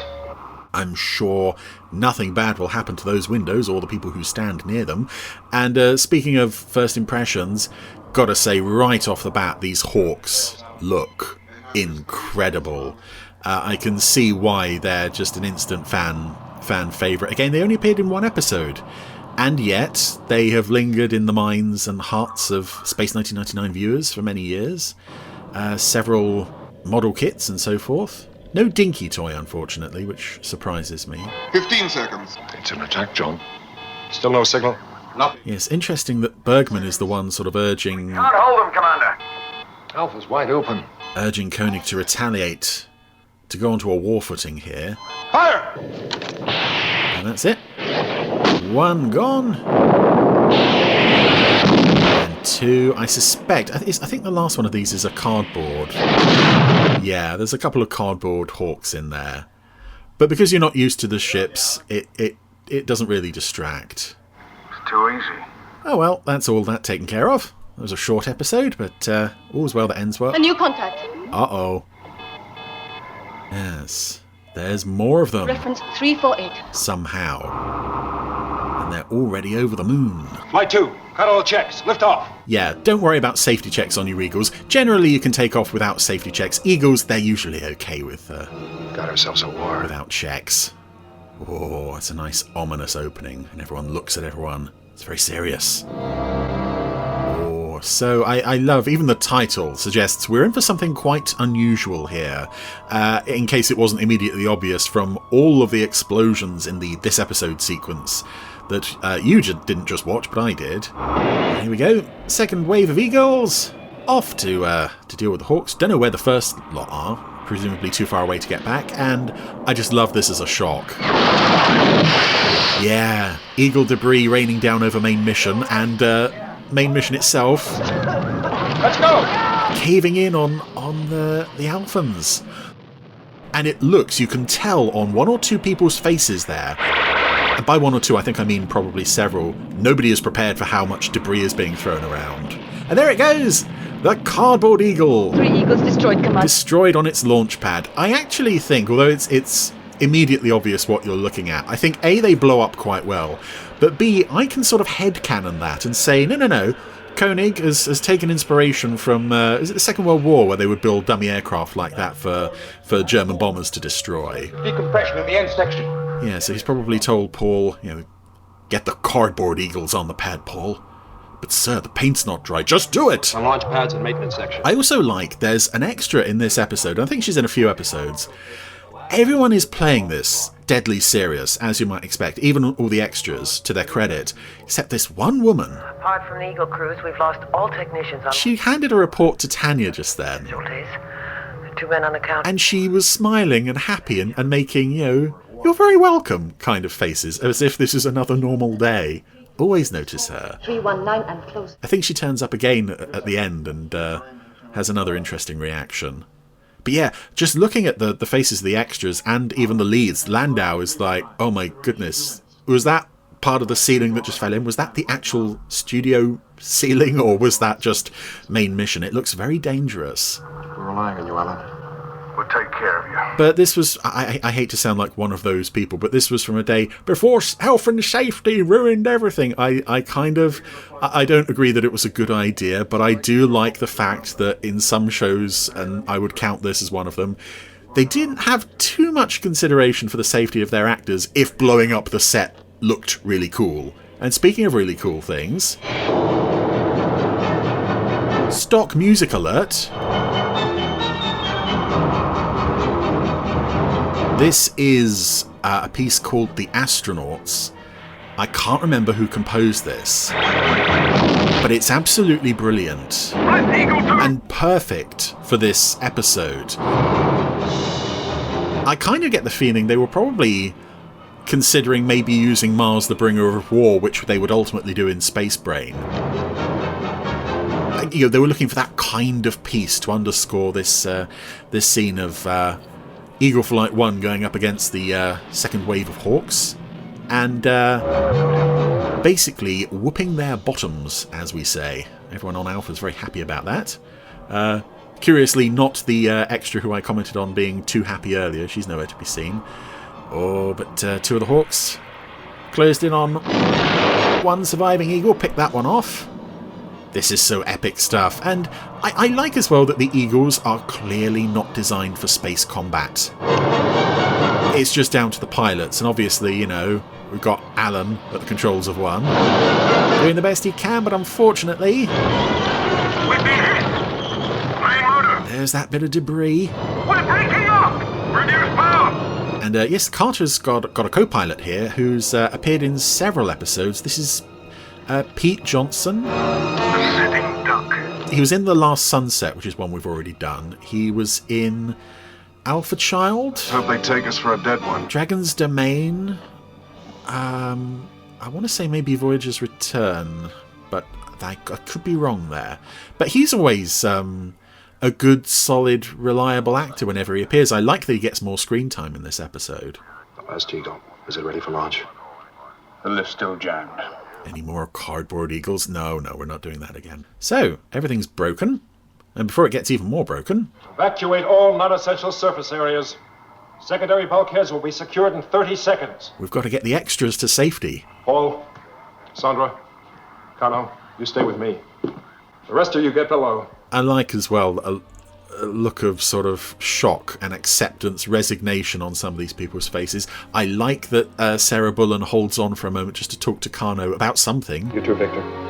And of course Victor has to go because I guess Koenig's thinking, you know, if they get wiped out, someone needs to carry on, and Victor would do them proud.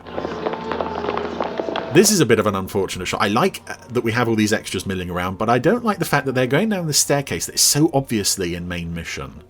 There's no disguising it.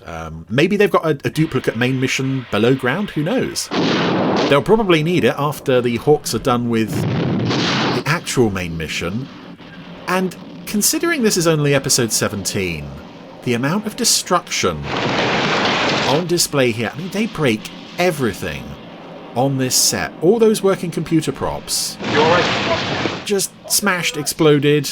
I know there must be an exact way to trash a regular set and then have it back to working order by next week, but they do make it look very, very broken here, very, very heavily damaged. And speaking of a hit on the medical centre, who knew that installing that window is going to cause some problems?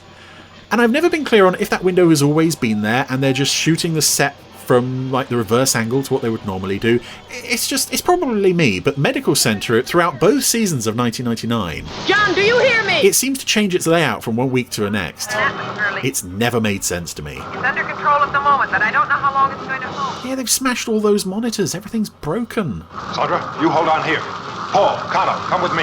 Yes, Sandra, take charge of the base. It's under the heaviest attack it will ever face. Oh, yes. Lots of explosions on these beautiful model sets. I suspect we might be seeing 1 or 2 launch pads that were specially built for this episode. Oh no, not the stand of small breakable bottles. Bob! Come on, let's go. We have to get everybody out of here. Let's go. Everybody. Yes, Bob is frantically gluing bits of newspaper to the window, the hole in the window with shaving foam. This is another scene where it's interesting to look at the extras as Koenig and Paul and Kano come in to help wheel everybody out. Hurry! It won't hold! An extra I've spoken about before on UFO, I believe, recently, Mike Stevens, was lying right by the window. Come on! Oh, there he goes. Yeah, he was lying totally immobile. He couldn't move out of that bed. And yet, oh look, here he is in the corridor, comforting a nurse. Yes, I know. Apparently none the worse for wear. And there's I think there were 1 or 2 other people who were being patients in medical centre who, when we cut to the corridor out here, they're alive and well. And yeah, I've waffled all over the death of Dr. Matthias in favour of Mike Stevens. And that is a fairly brutal death for that character. Oh, there's Mike Stevens. He got in Martin Landau's way. Landau was trying to make a grand exit, and Mike Stevens was in the way, and Landau just kind of has to fall in step behind him. Yeah, very sudden, unexpected death of a regular there. And of course, if any regular is going to die on this show, it's going to be Dr. Matthias before anybody else, because that's just his lot in life. Well, they're going by the book. First, they eliminate the fighter defenses. Then they killed Dr. Matthias. And the bombers. Yes, and there it is. This long model bomber closing over the camera in a very similar way to a certain other sci-fi film that would come along just a few years later. And Koenig has basically told Sandra, that's it. We're doomed. And again, that's a nice moment of Xenia Merton being, as she often said herself, she was the emotional barometer of the show. So I think a nice slow close-up on Sandra and her big wide eyes, that's like, oh, don't hurt Sandra. Alpha's got 1 laser-equipped Eagle left. If they can get it launched. Somehow. Some way, Pete, this one's down to us. And by us, I mean me. But I'll let you take some of the credit. Head up the target display. Give us all the power we've got, Pete. Laser at maximum rate. Anyway, Alan and Pete, they're closing in on the bomber. And this is where our first moment of this is a bit unbelievable. 1 hit from an Eagle laser instantly takes out this enormous bomber. Also takes out the Hawk escort, but doesn't take out the Eagle. Sandra, take computer. Oh dear. And again, looking at the costumes here, Landau and Merton, they just look so grubby. Their hair is filthy. Alan, that was terrific. It was the big one. I reckon they meant it for Alpha. It must have been this big, and I took it out by myself. Well, me and Pete. We were just playing dead. How are all of you, anyway? Oh, fine. You? I reckon we can make it back to Alpha. What do you think they've got next? We're relying on you to tell us, Alan. Out. Alan's having a lot of pressure put on him this week. Defend the base, save us from that bomber. Oh, and tell us what their next move is going to be, will you? Alpha, but Alan got in its way. Alan, is he? He's all right.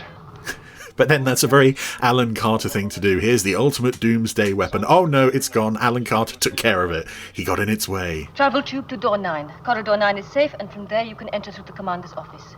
And we never see those underground bunkers.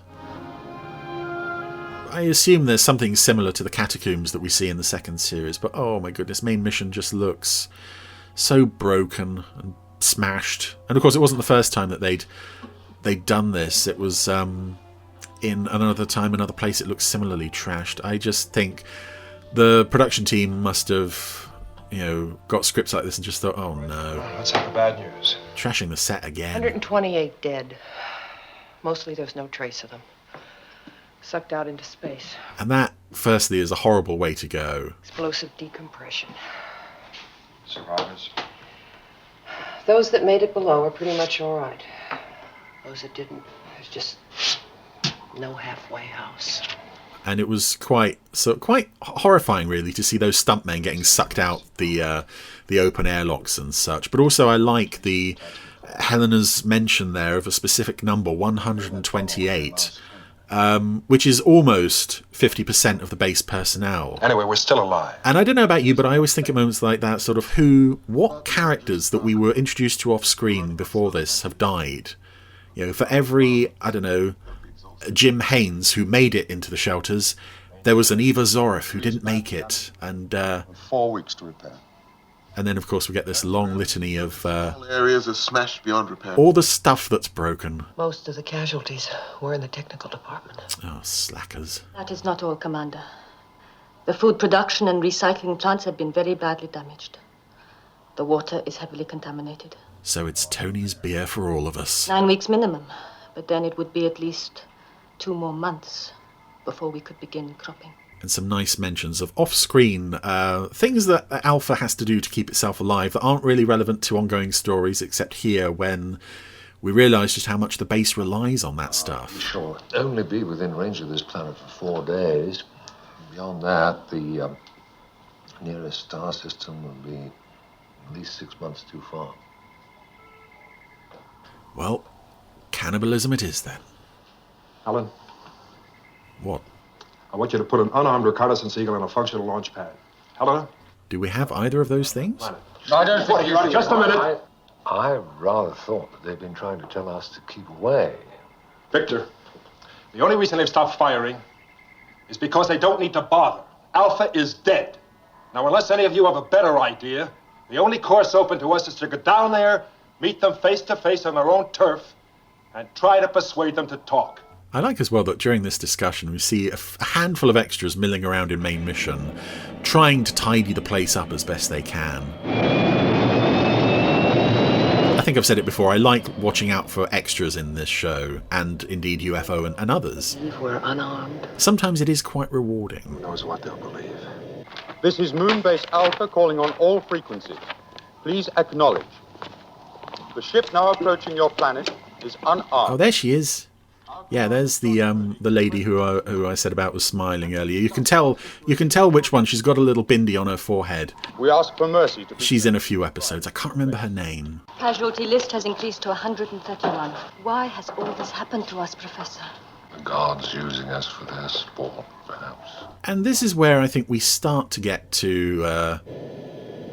we've had a very effects-heavy first half and a lot of action.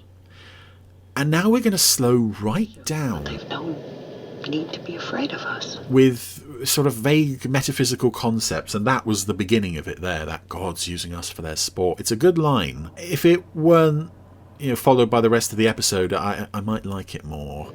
Oh, no response from the planet? Still nothing, Commander. Maybe they're a race of deaf mutes. With big guns. Should they talk? When they can keep us guessing. And that line...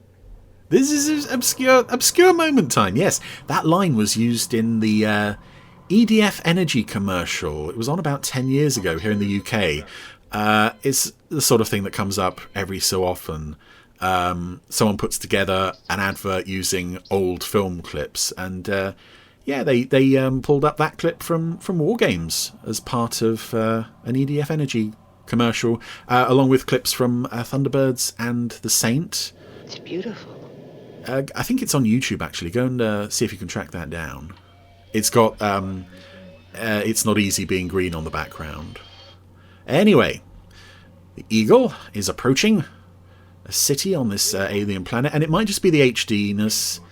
The alien city looks a bit... Strange, all systems check out fine. Diddy. Possibly a bit overlit. Hello, Alpha. I mean, obviously, it's still a better alien city model than I could make. Because I would just slap together some toilet roll tubes and some glue and call it a day. Manual. Yeah, it is a bit of a letdown. For an episode that's so special effects heavy, the city is a bit... Ugh. Underground control. Ooh. Is that Major Tom? And stand by for touchdown. But I do like this shot of the Eagle landing. Just this platform in the sky. Reminds me a bit of the part of the structure of the London car view in Captain Scarlet. Oh. And waiting for them outside the hatch is just a white capsule in a white void with spooky noises.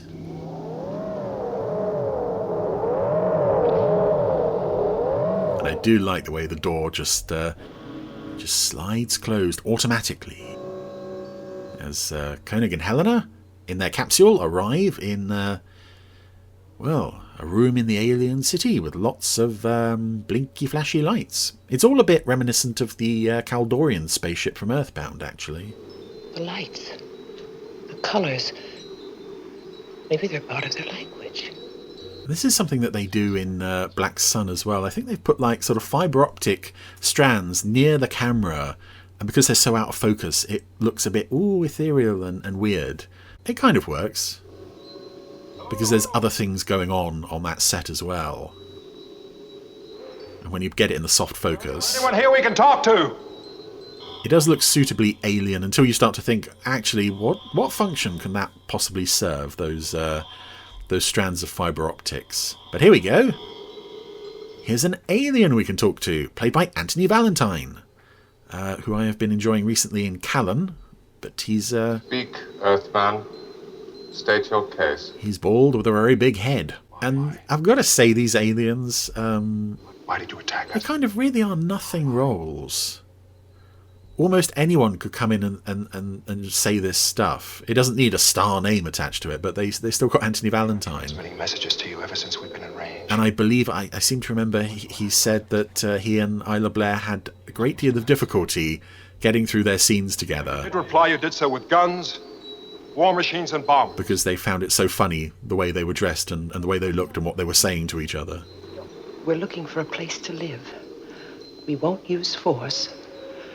All we want is peace. And that's a lovely emphasis, the differences between Koenig and Helena there. Answer, damn it! Because Koenig comes down very aggressive, as you might expect, considering what happened. And Helena is like, okay, let's just smooth this over. We're not going to hurt anybody. Until we were in range. We just want nice, happy things. You launched a surprise attack. You killed half my people, destroyed my base, and left us without the means to live. You cannot stay here. We cannot live on Alpha! You have no place in space at all. You deny us our future.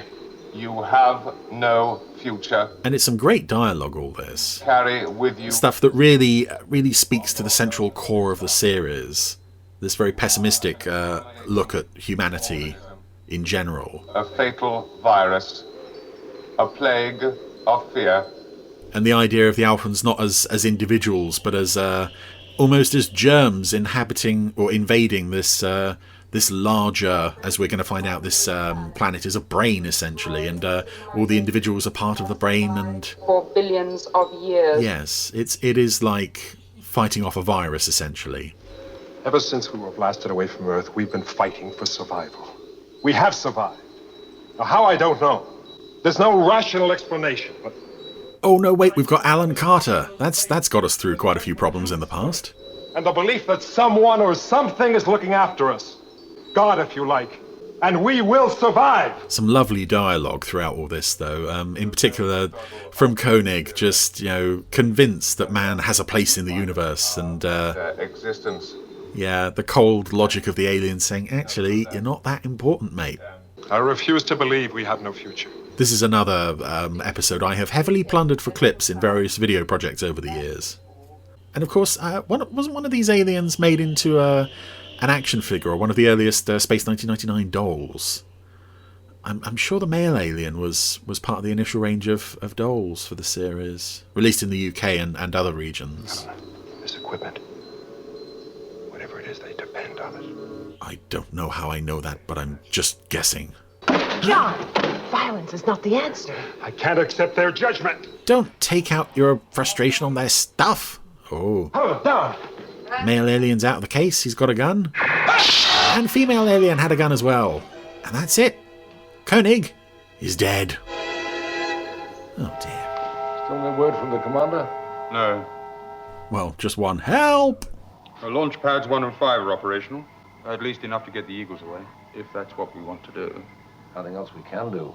Start Operation Exodus. Ah, there it is. Time to evacuate the base. And I kind of wish there had been more focus on that throughout this episode, particularly the second half. I think some of what's about to come is quite good, and some of it gets a bit silly. And we're coming up on one of the sillier aspects here. Because with Koenig dead... No. Helena is alone with the aliens. Russell, do not be afraid. Who recognise her as an ally. Because she said nice things to them. So just have a random freak out and we'll put you in a box. Yes, she's now in one of the cabinets with the aliens. Now dressed in their clothes. Do not be afraid. We just changed your clothes without permission and sealed you in a box. No fear. Nothing to fear. And instantly Helena seems sort of plugged into the alien mentality. Possibly given some of their power. John. She's certainly taken on the same kind of glassy expression on her face. You can share our power. Some might say that's standard for Dr. Russell. I wouldn't be so mean. Should live. But it is a nice idea of giving one of the Alphans the chance to be tempted by this power and essentially joining the opposition and almost becoming one of them. Helena has now used the power to bring Koenig back to life. And there she is, to his horror, waving at him from a glass cabinet.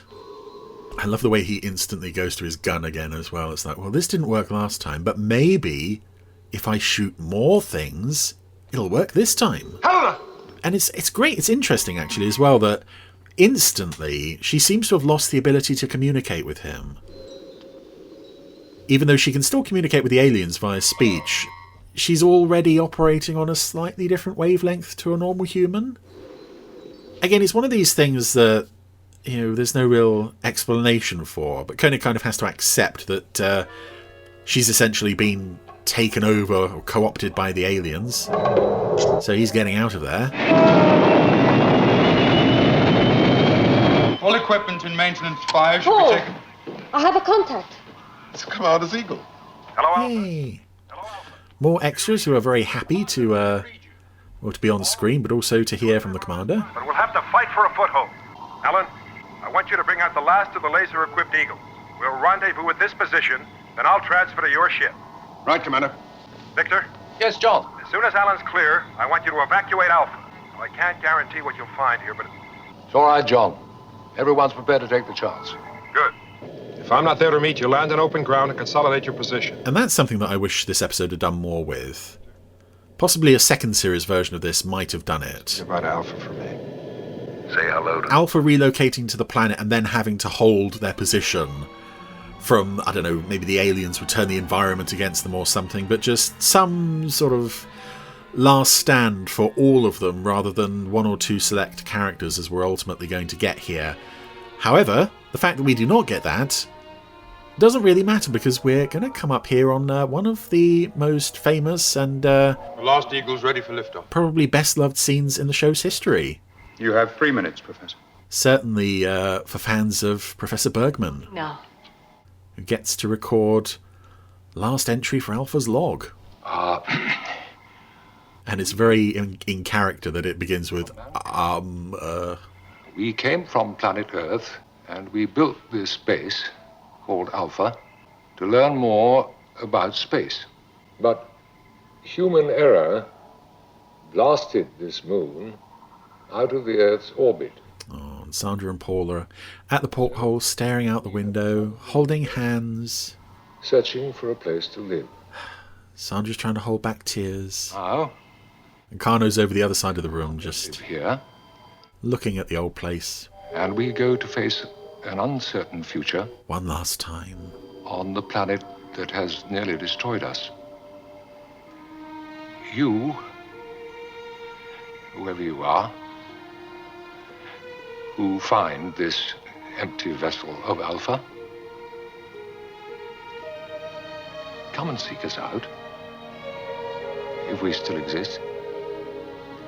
Come and teach us all you know. Because we have learned many things, but most of all, we have learned that we still have much to learn. Oh, it's a beautiful moment. It's beautiful dialogue, supremely performed by Barry Morse. And then just that last look to the ceiling. Goodbye, Alpha. And for all you hear in his comments about working on the show over the years, how he felt that it wasn't everything it could have been, there are moments like that where you can see he is clearly so invested in the role and the world and the show, and oh, more moments like that would have been great. But there we go. They're leaving Alpha, which is wrecked. They've even wrecked the matte painting. I also like when you see Alpha evacuated, they always take the desks with them. Not just the stuff that was on the desks, they take the desks. They must be fun to store in the evacuation eagles. Just wondering if there's any future at all. Oh, dear. Oh, this is going to be a fun trip for Paul. Am I a prisoner? You are free to walk where your mind has the will to take you. So you're probably not getting out of this box anytime soon. Am I free to walk out of here? If your mind can find a way. Yes, a lot of this dialogue from this point on, it gets a bit Alpha for redundant. It gets a bit sort of flowery. It's all a bit, you and win space on this planet. I don't know, metaphysical for the sake of being metaphysical and fanciful, and Will he? It doesn't really lead to much. Helena's indoctrination into the world of the aliens from this point on. He is very much afraid that we will stop him. Will you? No. Well, they will. So, I don't know what that means. Anyway, Alan has rendezvoused with Koenig. They're going to switch eagles. All right, Pete. Off you go. Pete's going to fly Koenig's eagle back to the fleet of oncoming eagles, which is already heading in this direction anyway. And Koenig and Alan are going to go on with Alan, head for the planet. I'll brief you as we go. the laser-equipped eagle. Oh yeah, you fly her, Alan. Then when we crash, it'll be your fault. Yes, for the aliens said we're not going to stop Koenig from landing on this planet. It looks like their defense is fully alert, Commander. We're just going to put up our defense rings and stop him from landing on the planet. Yes. Ooh, blue defense rings, making everything wobble. Oh, there's a microphone. Yeah, the Eagle cockpit set is shaking because this is very stressful on the ship. And yeah, there's what looks like a microphone on the top left of the screen. Can't do it! She'll break up! We've got to do it! It's our only chance! Whose idea was this again? I don't think we thought this through! She's breaking up! Eject! Yes, Eagles have ejection systems. I don't know why we never saw those before or since. Could have come in handy for one or two people, although it hasn't done much for Carter, who is spinning away into space with a smashed visor. Oh dear. Alan! We've lost Alan. That's it. Close it all down. Strike the series. Abandon the human race. We've lost Alan Carter. It's all over. Yes, and I gather this was an episode, a script that was sent to ITC America to review before it was filmed, and they sort of vetoed it, saying you can't kill off the cast because they hadn't read the ending. Or maybe they just didn't understand all this. Unlike your human brain, this will never die. It has been developed over generations and grows with each life that is lived in it. But why life and death if the brain is permanent? We are not. And this is an interesting idea for a race of aliens. This almost, you know, they all, each individual is part of a larger whole, which I suppose is a metaphor for society, but they also use the idea of it being a brain. Not just a community, but a brain, because of our own. Why? As is often the case in Space 1999, you either have to be brain-orientated or heart-orientated. There's not always the middle ground. That is a very interesting idea for an alien race, and I think if you were going to explore it... Mankind is full of fear. You need to take a whole episode rather than just this sort of... into our brain. 15 minutes of essentially waffle, because we're told, but we don't get to see any of it. Come. I suppose it is hard to see. Our world is in perfect balance. What he's saying here. Differences have been resolved. But it's... desires of individual... It's ultimately just conveyed with a shot of Barbara Bain looking a bit stoned and various rings forming around her head. Spiritual impulses in this great combination of brains that is our harmonious world. Yeah, he's just saying, we're great. You should be like us. We wear lilac pajama thingies. Yeah, I struggle with the second half of this episode. Whenever it comes up on like a rewatch, I always think, oh yeah. And then I remember actually all the good stuff is kind of concentrated in the first half. And when you get to the second, it's still good, but there are flashes of brilliance like this. Hallucination. A slow and peaceful drift through dream. Well, these are just Koenig's thoughts about being adrift in space. The ultimate negative. And as I've said before, I think I said in UFO recently, I've always found the image of a lone space-suited figure spinning into space very haunting. This is a particularly impressive image, just Koenig receding into the distance in front of this beautiful map painting. An historical puzzle. While Koenig just... John Koenig from planet Earth. Provides his own epitaph, essentially. 9th and last commander of Moonbase Alpha. John, come back. He has faced death. He has conquered his fear. Hooray! This is a good thing. I want him back, as he was. I am afraid of death. I don't want your world. So Helena, who was the one who was welcomed in, has still got the fear that keeps her from truly being part of the brain. With all his faults and fears. But it sounds like Koenig is now the kind of person they were looking for. We are what we are. John! And I believe on first broadcast, this was like the 4th episode shown in the UK. I think in possibly in other broadcast orders, it's maybe shown as episode 2. This must have been quite a shock for viewers at the time. John! Not only to see the whole base trashed and several characters destroyed, but just dealing with this. You didn't really get much on TV at this time that was quite so, I wouldn't say that it poses a lot of questions, but it kind of throws out a lot of words that some people might tap into and others might not. So, having brought Koenig back down from space to the planet, what's he going to do? Well, he's Koenig. One blast from his laser, he's blowing everything up. Literally everything. Because he didn't learn squat. Mr. He's conquered his fear has now broken everything. Yes, with one shot from his laser. And if this were a longer episode, or if this were made as a series finale, I could kind of buy it, a downbeat ending to this show, where Alpha is trashed and Koenig makes a final fatal mistake that just dooms them all. As it is, it's he just comes across as a bit of a well, like they say, he's very primitive.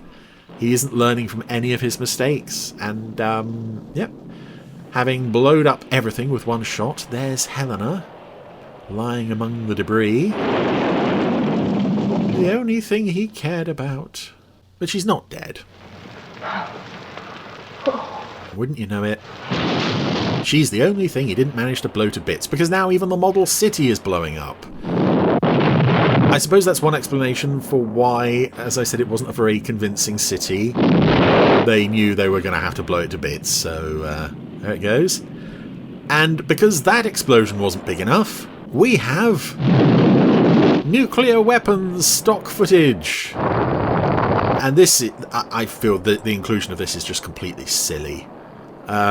I'm sorry, but it's just so obvious. It's obviously footage from Earth that we've seen 100 times before, despite the fact that you've tinted it red. It is the biggest explosion, and we fade to black. We come back. Koenig and Helena were at ground zero of a nuclear explosion. Barely a scratch on them. Ah, dear. And all that from one blast of Koenig's laser. It is silly. I like what they were maybe trying for here. There's some nice themes there of humanity destroying itself, but turn back. Some of the visuals, You're gonna die. just get a bit mad. Might as well die on Alpha. And again, I'd love to know what happened after that point. The Alphans have nowhere to die, as Victor says. But now, doodly doodly doodly, we're back at the beginning. Seconds. It's an attack, John. A chance to put it all right and not open fire on the Hawks, Hold them, Commander. who have been demonstrably shown to be very dangerous. 3. But suddenly Helena shows up. Alan, hold your fire. And there's the lady. There's the lady again. She's sort of... It's an order. She's doing what? Huh? What? Overacting. Just behind Koenig. No, I wouldn't even say overacting. She's just... she's sweet. I like her. I don't know who she is. But yeah, by not firing, the Hawks disappear. So the Alphans have learned the valuable lesson... Alien contact lost. ...that if you shoot at a dangerous thing, more of the dangerous thing will come and shoot you, and if you don't shoot a dangerous thing, the dangerous thing will go away by itself. Alan. Yes, Commander. Return to base, Alan. Cancel red alert. Well, that's that then. And it's interesting. Bob? Who remembers what happened at the end of this episode? There's Dr. Matthias is still alive. We have to establish that. Alan is still alive. We have to establish that. Does this mean we can go down to the planet? No. For God's sake, how much more do we have to put you through? Trust you will stay away. But it's interesting, yeah, who at the end of this episode actually remembers what happened? It's clear Helena does. To a certain extent, Koenig does. That you would destroy our perfect world. Almost. And Victor almost. Feared to attack you were created in your own mind by your own fears. Uh-huh. Our only defense was to make your fears appear real. We could have let you go on your way completely undisturbed. Shown you the possible consequences of a decision we hope you will not make. But we chose not to do that. And it's interesting, the next episode in production order, do you know what happens? Koenig is presented with an alien ship, and his approach is shoot first and ask questions later. I can't remember. Because he didn't remember anything from the end of this episode, so that entire lesson is completely pointless. Fear. Oh, dear. Very strange. Beautiful. We've lost it. So, we had something nice. We're not entirely sure what it was. None of us remember any of it. The end. Wow. That is, a very difficult ending to talk about because I just think the wheels come off that ending dramatically there. What were the aliens trying to accomplish with a lesson that no one can remember and clearly nobody learned from? But despite that, a fantastic first half, so much action, so many wonderful special effects, so much drama. The second half kind of tries to keep it going, but it doesn't quite get there, and by the end, still overall thumbs up, but... Ooh, Space 1999 from Christelle the Filthy Animal. No, I'm just going to, let me say, I'm just taking that back. It came out wrong, and I feel, although Chris can do some strange things, he's not filthy. He's never filthy, and he's never been an animal that we know. No. But anyway, so thank you, Chris, for the randomizer, and also for your strange farm replica.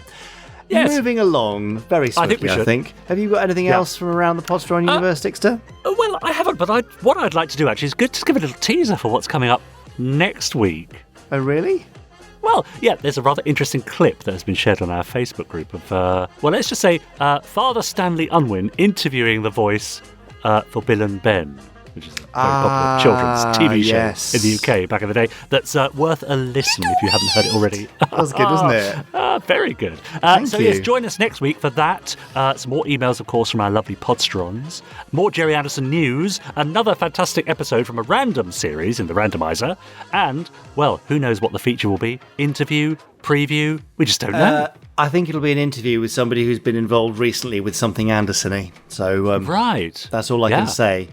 Great. Okay, there we are. All that to look forward to. And in the meantime, don't forget you can subscribe to us on whichever platform you're listening to us on. Leave us a nice rating, and we might read that out too. 5 stars if possible. And why not copy the link and post it on all your socials so your friends get to hear us too. Brilliant. I couldn't have said it better myself, so I won't say it That's again. why I said it. Yeah. Good. You're very good at saying things. Thanks. Much better than me. What a pro. That's why Richard James, voice actor. And actor. Yeah. Okay. It's true. And podcast co-host. Oh, so much. So many strings to my bow. And under sofa prawn cracker eater. Right, yes. Remember from a few weeks ago? I do remember that vaguely, yes. Yeah. Anyway, I'm going into your personal life now. It doesn't feel very fair. So let's bring this one to a close. That's the end of this one, Podsterons. I hope your ears aren't too clammy. I hope we've brought you some entertainment and levity and not too much shouting when we got the questions wrong on the Captain Scarlet quiz. And we will be back next week with 213. Unlucky for some? Do you think? Well, probably certainly not. For the listeners. Yeah. Lucky you, Podsterons. We'll be back again next week. Right. Ta-ra. See you then. Bye.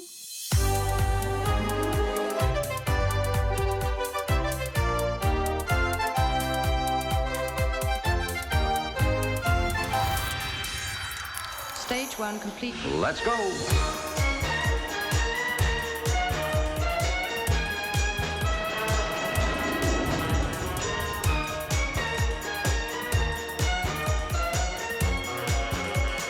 Spectrum is green.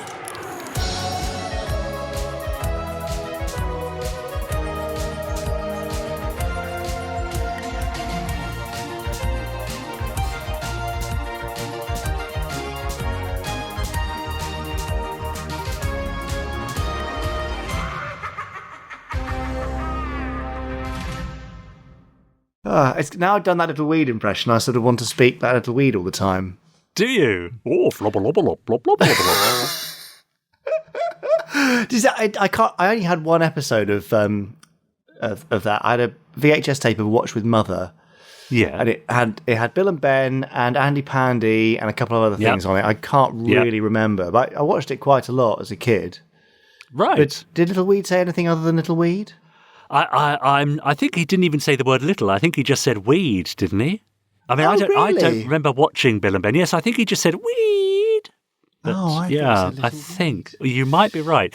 But yes, could be whatever that effect is, the Mandela effect or whatever they call it these days. I can't remember where. Doppler. You misremember? That would be. That's not it. Wee!